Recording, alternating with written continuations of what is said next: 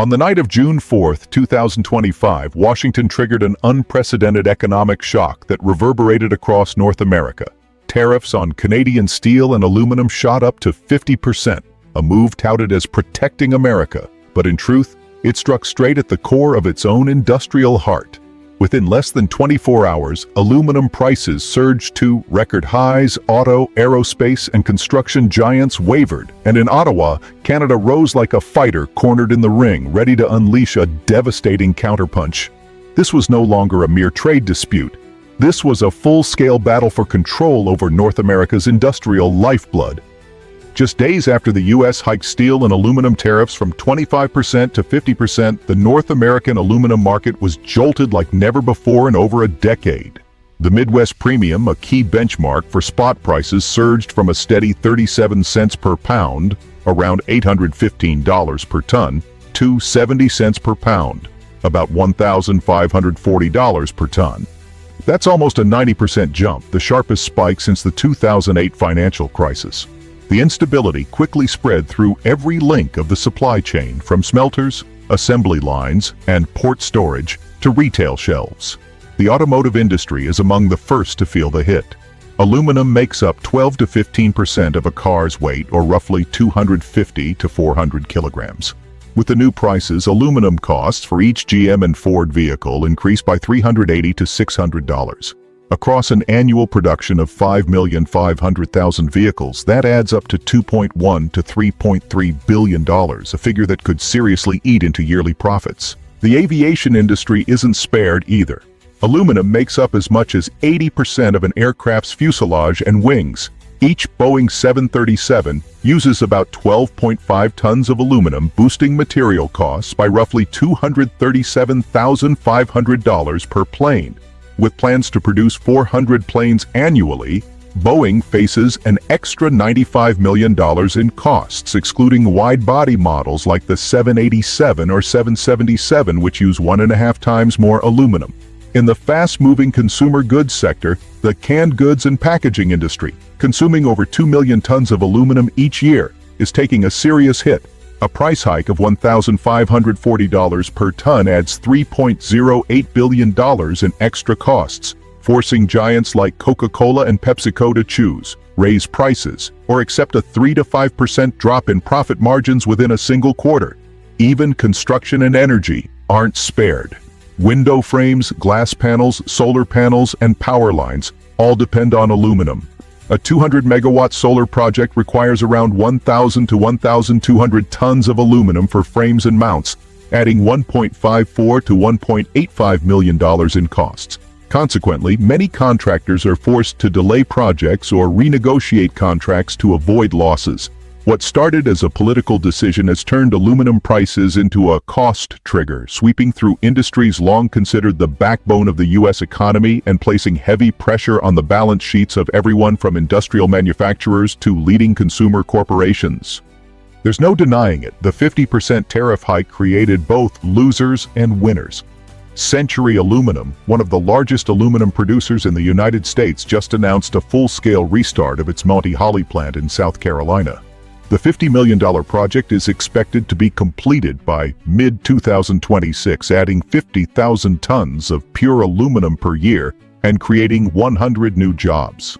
With Midwest aluminum prices having surged nearly 90% after the tariffs, this new output could bring tens of millions in additional revenue each year, while helping Century reduce its reliance on imports, especially from Canada. Yet this tariff boost cuts both ways for the broader economy. Higher aluminum prices protect domestic producers but drive input costs for key industries, automotive, aerospace, construction, and packaging, to record highs, adding billions to annual production costs. If price pressures persist, these companies may be forced to cut output, delay investments, or shift production abroad to avoid the tariffs, weakening domestic aluminum demand. In that scenario, even winners like Century could risk losing the very market they're being shielded in today.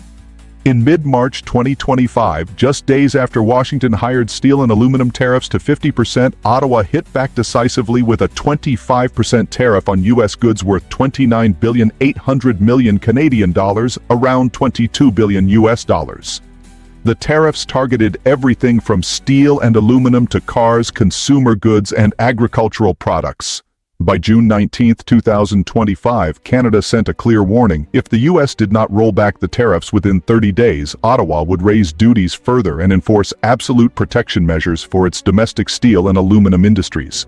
On June 27, Canada went a step further, activating a tariff rate quota, a rarely used trade defense tool. Steel imports from countries without a free trade agreement with Canada that exceed 2,600,000 tons per year would now face a 50% tariff. This measure directly hits shipments from the US and China, which often flood the Canadian market when other markets are closed. With Canada supplying over 70% of US aluminum imports and 22% of steel imports, these retaliatory actions not only protect domestic industries but also put serious pressure on American producers already grappling with nearly 90% higher material costs due to tariffs. The steel and aluminum tariff war isn't just about corporations or stock markets. It's about the everyday lives of millions on both sides of the border. In the United States, aluminum and steel prices have shot up, driving production costs higher, which are then passed straight to consumers. A domestically built car now costs $300 to $500 more, forcing about 1,200,000 households to delay or cancel plans for a new car in 2025. Airfare on many international routes has climbed around 10%, affecting over 8 million travelers. In construction, the price of door frames, roofing, and aluminum materials has jumped $7,500 to $12,000 per home, pushing home ownership out of reach for many middle-income workers. Meanwhile, more than 35,000 metal production and fabrication workers face reduced shifts or temporary layoffs as factories cut output. In Canada, the hit lands directly on families' wallets. In the second quarter of 2025, unemployment rose to 6.9%, the highest since 2016, excluding the COVID period, leaving over 1,400,000 people without jobs. The metal processing and export sector lost around 18,000 positions as United States orders dried up. Then came China, imposing a 75.8% tariff on 5 billion Canadian dollars worth of canola, sending crop prices down more than 22% and leaving roughly 35,000 farms in Saskatchewan, Manitoba, and Alberta without most of their main income, with many forced to sell land or take loans to keep their harvests going. The bottom line is clear. On both sides of the border, workers and their families are feeling the direct consequences. Rising living costs, insecure jobs, and growing unease in communities already struggling to cope with economic volatility. The steel and aluminum tariff battle has become a high-stakes power struggle. For the U.S., the 50% tariffs help shield part of the domestic metals industry, especially aluminum and steel producers who have long been crushed by cheap imports. But this shield also exposes a major vulnerability. The U.S. still relies on over 70% of its aluminum imports from Canada, a supply that can't be quickly replaced for defense programs. In aerospace, Canadian aluminum makes up 60 to 65% of structural materials for fighter jets and transport aircraft, and over 75% in missile programs.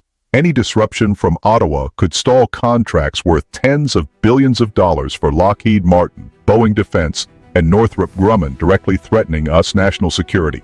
For Canada, instead of retreating defensively, Ottawa is quietly executing a long-term strategy. In the short term, they accept the damage. GDP could fall 0.3 to 0.5% in 2025, with tens of thousands of jobs affected. But over the long term, Canada is investing billions of Canadian dollars into independent metals infrastructure, prioritizing domestic contracts and expanding export markets to Europe, Asia, and South America. Canada's aluminum sector has already signed 5 framework agreements worth over $6.2 billion Canadian dollars with Japan, South Korea, and Germany. Markets willing to pay a premium for a stable, sustainable, and environmentally clean supply. If this plan succeeds, Canada will move from being a US-dependent supplier to a strategic partner on equal footing in the global supply chain. Ottawa would not only escape Washington's pressure, but also gain a powerful bargaining chip in international trade negotiations. On paper, the U.S. scores quick wins, but Canada is playing the long game. If Washington doesn't shift its approach, it could lose critical supply chains right at its doorstep. This isn't just about tariffs anymore.